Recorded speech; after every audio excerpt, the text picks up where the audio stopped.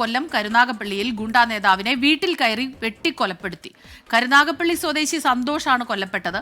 വീടിനു നേരെ പടക്കമെറിഞ്ഞ് വാതിൽ തകർത്ത ശേഷം അകത്തുകടന്ന ഗുണ്ടാ സംഘം സന്തോഷിന്റെ കാല് ചുറ്റിക കൊണ്ട് അടിച്ച് തകർക്കുകയായിരുന്നു.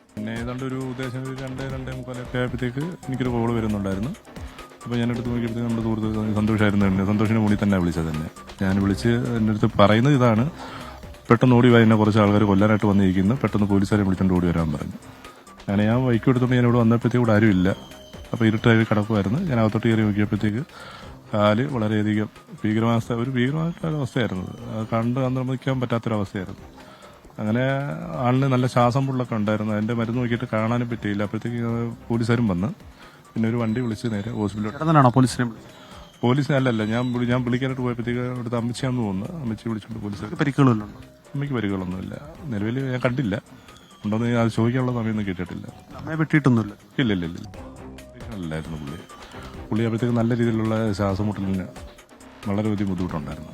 അപ്പോഴത്തേക്ക് തന്നെ ഞങ്ങൾ സ്ട്രെച്ചറിനകത്ത് പോലീസുകാർ ഉൾപ്പെടെ ഞങ്ങളെല്ലാം കയറ്റി ആംബുലൻസിനകത്ത് നേരെ ഗവൺമെന്റ് ഹോസ്പിറ്റലിലോട്ട് ചെന്ന് അവിടെ ചെന്നപ്പോഴത്തേക്ക് പോകുന്ന വഴിക്ക് എന്തെങ്കിലും സംസാരിച്ചിരുന്നു ഇതുമായി ബന്ധപ്പെട്ട ആരാണ്? ഇല്ല, ഒന്നും സംസാരിക്കാനുള്ള അവസരം കിട്ടിയിട്ടില്ല.